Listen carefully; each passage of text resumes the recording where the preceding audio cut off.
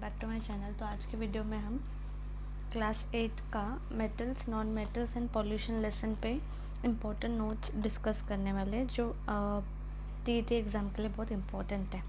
सो MCQ start करने से पहले मैं कुछ आपको एक इम्पोर्टेंट जो नोट्स है वो पहले प्रोवाइड करूँगी और उसके बाद फिर हम एमसीक्यू डिस्कस करेंगे। तो ये जो वीडियो है आज का वो थोड़ा सा लंबा हो सकता है, सो पूरा देखना। एंड में इम्पोर्टेंट क्वेश्चंस जो हर बार पूछे जाते हैं या किस तरीके से क्वेश्चन फ्रेम किए जाते हैं एग्ज़ाम्स में, उस सब आपको आइडियाज़ आएंगे। एंड जो नोट्स मैं आपको अभी दे रही हूँ वो आपके एग्ज़ाम के लिए हेल्पफुल रहेंगे। Okay, so let's begin. So basically जब हम देखते हैं एलिमेंट्स, ठीक है, इनको 3 पार्ट्स में डिवाइड किया है। फर्स्ट है metal, non metal and metalloids. Okay, so metals क्या होते हैं? सो बेसिकली मेटल्स ऐसे एलिमेंट्स होते हैं जो हार्ड होते हैं, जिसमें लस्टर होता है, सोनोरस होते हैं, मेलिएबल होते हैं, ठीक है, गुड कंडक्टर होते हैं इलेक्ट्रिसिटी और हीट दोनों के। सो इन सब को हम मेटल्स बोलते हैं। ये जो सारी प्रॉपर्टीज़ होती है वो जब मेटल्स के अंदर होती है तो ये एलिमेंट्स मेटल्स कहलाते हैं। ओके, सो मैंने क्या क्या बोला? हार्ड होता है, लस्टर मतलब उनमें शाइन होती है, ठीक है, सोनोरस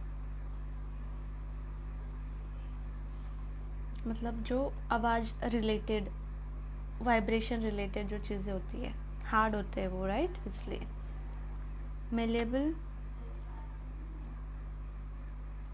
मतलब जिसको हम मेल्ट करते हैं, मेल्ट करके से शेप देते हैं, मोल्ड करते हैं। ओके, फिर good conductor of heat and electricity, ठीक है। सो बेसिकली ये जो एलिमेंट्स रहते हैं ये उनकी फिजिकल प्रॉपर्टीज़ रहती है मेटल्स की, ठीक है। अभी हम पहले पूरा मेटल्स के बारे में डिस्कस कर लेते हैं जिससे कि मेटल्स हमारा कंप्लीट हो जाए, मेटल्स का जो भी नोट्स है वो पूरा कंप्लीट हो जाए, ठीक है। सो हम अभी प्रॉपर्टीज़ डिस्कस करते हैं। प्रॉपर्टीज़ ऑफ मेटल्स, ठीक है। सो फर्स्ट प्रॉपर्टी है फिजिकल। इसमें जो मोस्टली मेटल्स होते हैं वो सॉलिड होते हैं रूम टेम्परेचर पे, ठीक है। उसका जो फिजिकल स्टेट होता है वो कैसा होता है? सॉलिड होते हैं।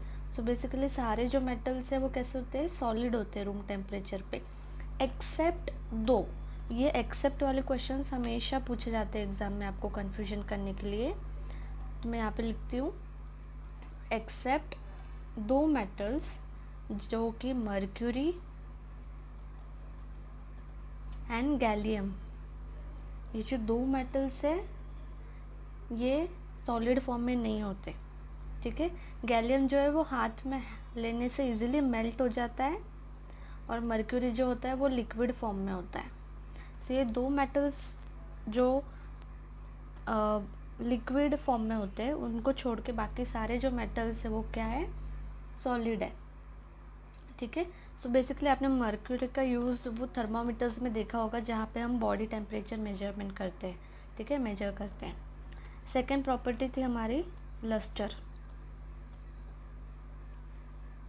लस्टर मतलब मोस्टली शाइन, चमकना, ठीक है। सो मोस्टली जो मेटल्स होते हैं उनको शाइन होता है, जैसे कि एग्जांपल हो गया गोल्ड, सिल्वर, इनके अंदर शाइन होता है, okay. Gold and silver is example of lustre. Next है हार्डनेस। सो मोस्ट मेटल्स जो है वो हार्ड होते हैं, ओके। लेकिन यहाँ पे भी दो एक्सेप्शन है, मतलब दो मेटल्स है जो कि सोडियम एंड पोटेशियम, ये सॉफ्ट होते हैं। ये क्या होते हैं? सॉफ्ट होते हैं।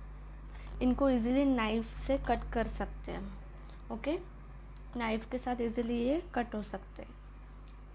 और जो एक डायमंड है वो नेचुरली हार्डेस्ट नेचुरल सब्सटेंस है, बट वो नॉन मेटल है। आप बोलोगे डायमंड में भी शाइन है, पर वो नॉन मेटल है। उसके जो प्रॉपर्टीज़ है हम वो नॉन मेटल में डिस्कस करेंगे। बट फिलहाल जो हार्ड सब्सटेंस होते हैं मेटल्स के, वो इजीली कट नहीं होते सिवाय दो, जो कि सोडियम एंड पोटेशियम है। नेक्स्ट है डक्टिलिटी।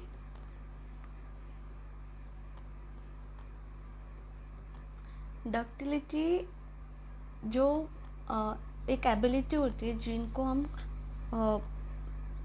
थिन वायर्स में कन्वर्ट कर सकते हैं, ठीक है। उसको मेल्ट करके वायर्स में, पतली पतली वायर्स में कन्वर्ट कर सकते हैं, उसको डक्टिलिटी बोलते हैं। Converts into wires, okay. So ductility जैसे कॉपर वायर्स हो गए, एल्यूमिनियम वायर्स हो गए, वो सब डक्टाइल प्रॉपर्टी के होते हैं, ठीक है। एक इधर इम्पॉर्टेंट फैक्ट है जो आप याद रख सकते हो कि जो गोल्ड है, गोल्ड जो है वो मोस्ट डक्टाइल है यहाँ पे। मतलब गोल्ड को हम कोई भी शेप दे सकते हैं, राइट। तो ये मोस्ट डक्टाइल मेटल है। नेक्स्ट प्रॉपर्टी देखते हैं, फिफ्थ, मेलिएबिलिटी, ओके। सो मेलिएबिलिटी, जब हम किसी भी मेटल को मारते हैं, उसको मार मार के पतली पतली जो शीट्स रेडी होती है उनकी, उसको मेलिएबिलिटी बोलते हैं, ठीक है। हीट करने के बाद जो थिन शीट्स बनती है उसको मेलिएबिलिटी बोलते हैं। सो एल्यूमिनियम फॉइल आपने सुना होगा, गोल्ड लीफ आपने सुना होगा, जो मार मार के पतला बनाते हैं। देन अभी इसमें जो हाईली मेलिएबल चीज़ें हैं या मेटल्स है वो कौन से? गोल्ड एंड सिल्वर, ठीक है। गोल्ड और सिल्वर को मार मार के पतला किया जाता है। नेक्स्ट आता है हमारा सिक्स्थ प्रॉपर्टी, जो कि है कंडक्शन ऑफ हीट, ठीक है। मतलब हीट के बारे में बात करता है यहाँ पे। सो मेटल्स को हम अच्छा खासा हीट देते हैं, ठीक है, और इसलिए ये बेस्ट कंडक्टर्स होते हैं। सो ज़्यादा जो बेस्ट कंडक्टर्स है वो है तीन, सिल्वर, कॉपर और एल्यूमिनियम। सिल्वर को हम गर्म करके शेप चेंज करते हैं, कॉपर को भी और एल्यूमिनियम को भी, ओके।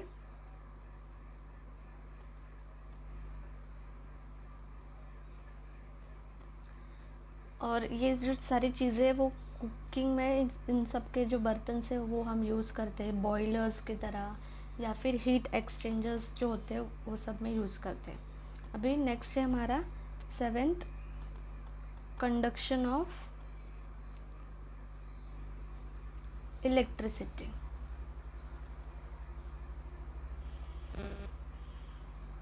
ओके।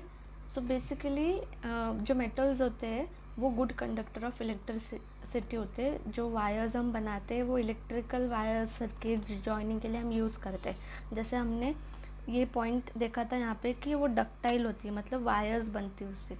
तो अगर वायर्स बनती है तो वो करंट पास ऑन के लिए यूज़ होता है, ठीक है। तो ये याद रखना है। यहाँ पे एक चीज़ है, लीड।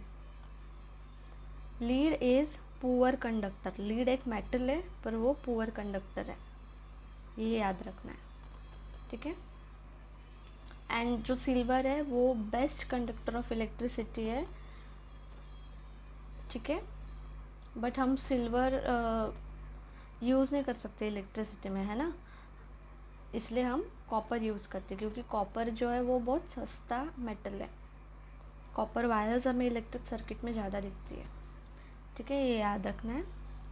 नेक्स्ट हमारा डेंसिटी।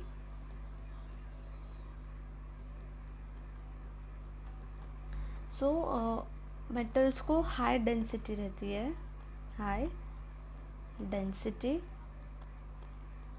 जो इजीली फ्लोट करते, पानी के ऊपर जो इजीली फ्लोट कर जाते हैं उस डेंसिटी की वजह से। लेकिन सारे मेटल्स फ्लोट करते हैं सिवाय 3। अगेन कौन से 3 होंगे वो? Sodium, potassium and lithium. ठीक है, ये 3 को छोड़ के सारे जो मेटल्स है वो पानी में फ्लोट करते हैं। 9th है हमारा melting point and boiling point. Melting and boiling point, metals जो है वो usually high melting and boiling points होते हैं उनमें। ठीक है, हाई, एम पी मतलब melting point and B P मतलब बॉइलिंग पॉइंट। सो दोनों भी जो पॉइंट्स है वो हाई रहते हैं। इसमें भी एक्सेप्ट जो नीचे भी मेटल्स लिख रही हूँ उनके अलावा सारे जो मेटल्स है उनको हाई मेल्टिंग पॉइंट रहता है। ठीक है, सो मर्क्यूरी, गैलियम, सोडियम, पोटेशियम। ठीक है, आपको सिर्फ एक चीज़ याद रखनी है कि रिपीटेडली यहाँ पे जो एक्सेप्ट वाले मेटल्स है वो रिपीट हो रहे हैं। जैसे मर्क्यूरी हो गया, sodium, potassium, mercury, sodium, potassium, ये जो चीज़ें हैं ना वो बार बार रिपीट हो रही है, मतलब ये इनको एक्सेप्शन बहुत है। वो मेटल होके उनके पास बहुत सारी चीज़ें जो डिफरेंट है, तो ऐसे याद रखना है। ठीक है, नेक्स्ट है हमारा लास्ट और 10th पॉइंट जो है सोनोरिटी। मतलब इनमें से जब हम इनको कहीं बजाते या ठोकते तो इसमें से आवाज़ आती है, साउंड वेव्स निकलते। ठीक है, साउंड निकलता है, जैसे कि स्कूल के बेल्स हो गए, ओके, या फिर कोई म्यूज़िकल इंस्ट्रूमेंट्स हो गए, जब हम उसको बजाते तो उसमें से आवाज़ आती है। सो इसलिए मेटल्स जो होते हैं वो सोनोरिटी के होते हैं। ठीक है, अभी हम कुछ एग्जांपल्स देख लेते हैं मेटल्स के। मेटल्स के एग्जांपल आपको तो अभी आइडिया आई गई होगी। गोल्ड हो गया, सिल्वर हो गया, copper, iron, aluminium, okay, magnesium, sodium,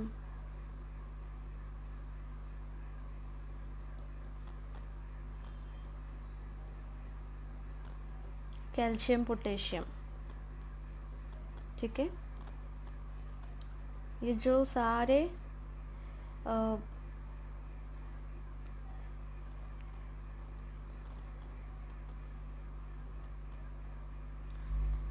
elements है वो सारे मेटल के अंदर आते हैं। अभी आप इनको याद करने के लिए एक शॉर्ट ट्रिक मैं बताती हूँ। Silver, gold, copper, silver, gold, copper, ये याद रखना है जो हम डेली लाइफ में यूज़ करते हैं। एक आयरन भी उसमें डेली लाइफ में याद करना है, जो हमेशा हमारे दिमाग में ये जो वर्ड्स है वो हमेशा आते रहते हैं। ठीक है, फिर उसके अलावा जो चीज़ें हैं जैसे कि शियम उनके लास्ट में लग रहा है, देखो, right. So aluminium, magnesium, sodium, calcium, potassium, तो ये जो वर्ड्स है इनको भी आप मेटल्स में कैसे याद करना है वो ट्रिक मैंने आपको बता दी। अभी नेक्स्ट हम देखते हैं नॉन मेटल्स के प्रॉपर्टीज़। सो नॉन मेटल्स जो है वो पूरा अपोजिट होते हैं ना मेटल्स के, नॉन मेटल्स। सो बेसिकली इनमें ब्रिटल होता है, ये डल दिखते हैं और ये पुअर कंडक्टर के होते हैं। ठीक है, इसलिए इनको हम नॉन मेटल्स बोलते हैं। ओके, सो अभी हम इनके कुछ फिज़िकल प्रॉपर्टीज़ डिटेल में डिस्कस करते हैं। सो फिज़िकली ये कैसे दिखते हैं? ये तीनों फॉर्म में होते हैं, नॉन मेटल्स तीनों फॉर्म में होते हैं। ये सॉलिड में भी होते हैं, लिक्विड्स में भी होते हैं और गैशियस में भी होते हैं। ठीक है, सॉलिड में कौन से होते हैं? Carbon form, sulphur. ठीक है, कार्बन एंड सल्फर। लिक्विड में ब्रोमाइन। देन गैसेस की बात किया, ऑक्सीजन, नाइट्रोजन। अभी बेसिकली जब नॉन मेटल्स आते हैं उनको ऐसा दिमाग में रखना है, नॉन मेटल्स जो हम डेली लाइफ में यूज़ करते हैं और उनसे हमें कुछ हार्म नहीं है, हम ये बिंदास यूज़ कर सकते हैं, इनसे हमें कुछ होने नहीं वाला। ठीक है, आप ऑक्सीजन लेते हो, आपको कुछ होता है नहीं। कार्बन डाइऑक्साइड हमारे बॉडी में प्रेजेंट होता है, सल्फर हो गया, नाइट्रोजन भी एटमॉस्फेयर में प्रेजेंट है।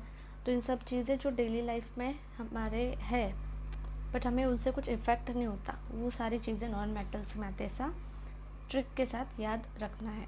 ओके, बेसिकली यहाँ पे अगर देखा जाए तो जो ब्रोमाइन है वो ही एक ही एलिमेंट है जो नॉन मेटल है, बाकी सॉलिड और गैस में ही सारे नॉन मेटल्स हैं। ठीक है, ये भी याद रखना है। नेक्स्ट है हमारा लस्टर।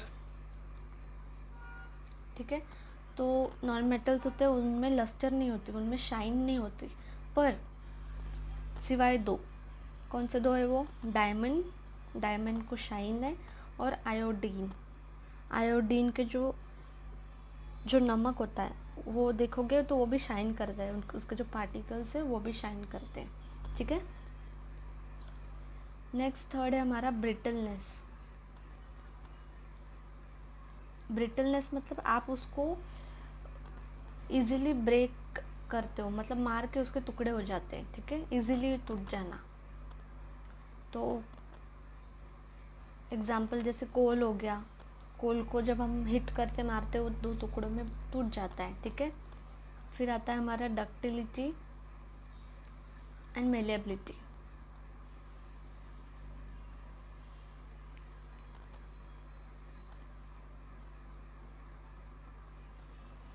सो नॉन मेटल से ये दोनों भी नहीं होते, डक्टाइल भी नहीं होते और मेलिएबल भी नहीं होते। फिफ्थ है हमारा conduction, good conductor of heat and electricity. ठीक है, सो नॉन मेटल्स जो होते हैं वो पुअर कंडक्टर के होते हैं। ठीक है, पुअर कंडक्टर के होते हैं, पर इसमें भी एक्सेप्शन है, एक्सेप्ट ग्रेफाइट, सिवाय ग्रेफाइट के बाकी सारे नॉन मेटल्स पुअर कंडक्टर के होते हैं। अभी ग्रेफाइट का यूज़ कहाँ पे होता है? इलेक्ट्रोड्स में, जो ड्राई सेल्स होते हैं उसमें ग्रेफाइट का यूज़ होता है। ठीक है, नेक्स्ट है हमारा सिक्स, डेंसिटी। इनको लो डेंसिटी होती है। ओके, लो डेंसिटी होती है। सेवेंथ है melting point and boiling point.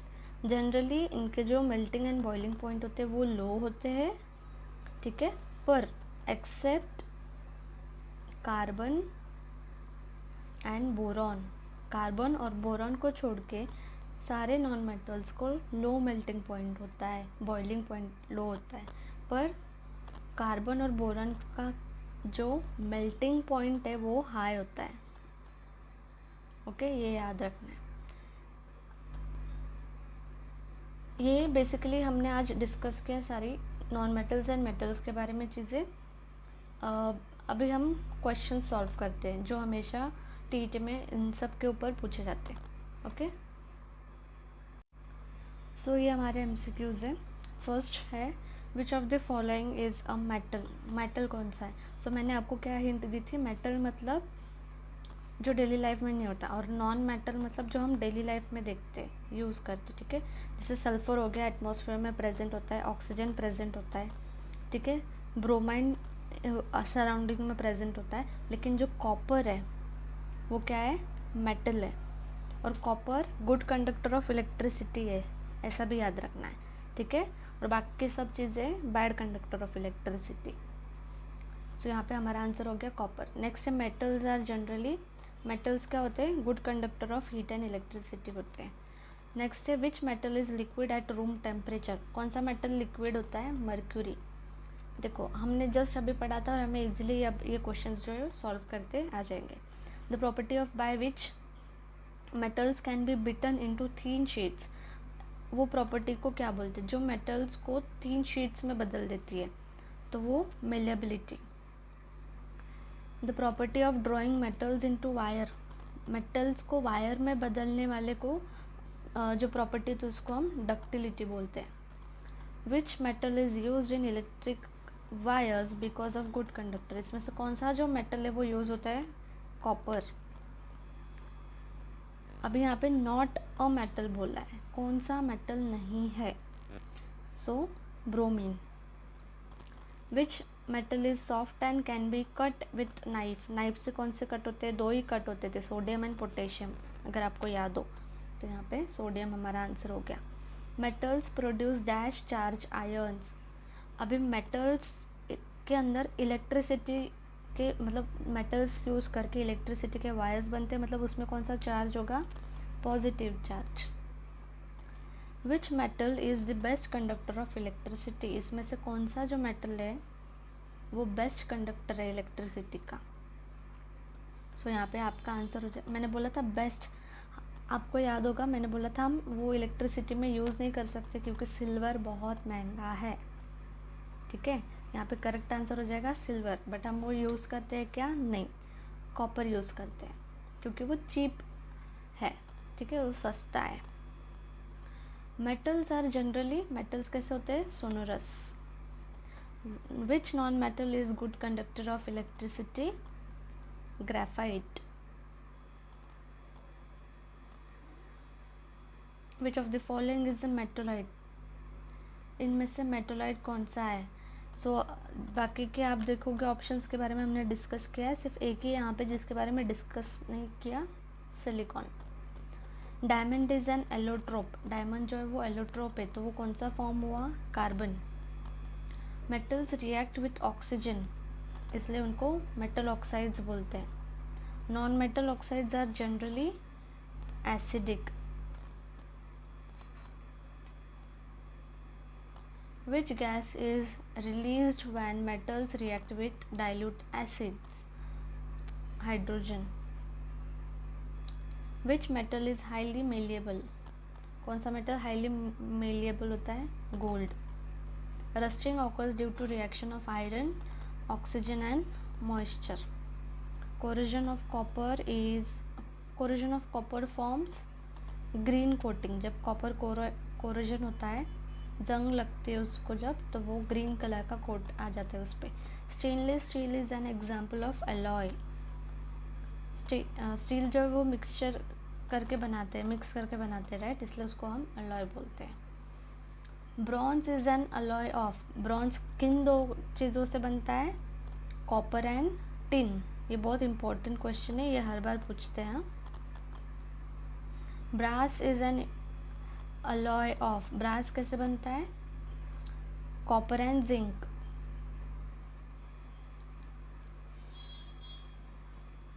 इसको ब्रॉन्ज टिन, ब्रास जिंक ऐसे याद रखना है। Which metal is used in ornaments? Gold. Which process prevents rusting? Galvanization. The metal coating used in galvanization is of zinc. Which of the following is a noble metal? Gold. Which non-metal exists in liquid form? Only one, bromine. Metals generally have high melting point. Metals को high melting point रहता है. Which property helps metals produce sound on striking? Sonority. Contamination of environment harmful to living organism is called pollution. अब मैंने इसमें pollution chapter के भी MCQs mix कर दिए हैं, ओके। सो आप जब पोल्यूशन लेसन रीड कर लोगे पूरा या उसके नोट्स बना लोगे तब आपको ये इजीली सॉल्व करते आएंगे। अगर आपको इसके भी नोट्स चाहिए तो आप कमेंट में डाल देना पोल्यूशन नोट्स करके, या फिर और जो मेटलॉइड्स पे नोट्स वगैरह चाहिए तो मुझे बोल देना, मैं आपको नोट्स प्रोवाइड कर दूँगी। नेक्स्ट है हमारा हार्मफुल सब्सटेंस कॉजिंग पोल्यूशन। जो पोल्यूशन कॉज करता है उसको हम पोल्यूटेंट्स बोलते हैं। Which of the following is a natural cause of air pollution? Volcanic eruption. Which gas is mainly responsible for green house effect? Carbon dioxide. Acid rain is caused mainly due to oxides. कौन से दो oxides के वजह से? Sulphur and nitrogen. Which pollutant lowers oxygen carry capacity of blood? Carbon monoxide. Which disease is caused due to air pollution? Asthma. Which layer protects earth from UV rays? Ozone layer. CFCs mainly damage chlorofluorocarbon mainly damage ozone layers. और chlorofluorocarbons हम AC में use करते हैं, fridge में use करते हैं. Okay. Next है हमारा विच gas is released from vehicles in large quantity. Carbon monoxide. Air pollution causes respiratory diseases. Water polluted by disease causing microorganisms is called as biological pollution. Domestic sewage mainly causes water pollution. Which is an inorganic water pollutant? Mercury. Excessive fertilizers in water bodies lead to water pollution. Which water pollutant spread disease? Bacteria. Which is man-made cause of water pollution? Industrial effluents. Oil spill mainly causes water pollution. जो ships वगैरह होते हैं जो oceans वगैरह में cell करते चलते हैं, वहाँ पे ऑयल भी थ्रो कर रहा होता है वो बोट, ऑयल लीक होते हैं, राइट. तो वो ऑयल से क्या होता है? वाटर पोल्यूशन होता है. Which pollution decreases oil fertility? Soil pollution. Excessive use of pesticides leads to soil pollution. Green house effects cause global warming. Which gas is green house gas? Methane. Which pollutant causes silicosis? Dust particles. Bhopal gas tragedy occurred in 1984. Air quality index IQI means air pollution level. कभी कभी ये full form भी पूछा जाएगा, so it's important. Which act is related to water pollution control? Water Pollution Prevention Act. Which pollutant damages monuments during acid rain? Sulfuric acid. The major source of air pollution is vehicles. Which pollution affects aquatic life directly? Water pollution. Which of the following is biodegradable? Vegetable waste. So friends, अगर आपको आज का video अच्छा लगा हो, notes helpful लगे हो, questions भी अच्छे और इम्पोर्टेंट लगे हो, आपको सॉल्व करते आया होगा, तो please like share subscribe my channel. Thanks for watching.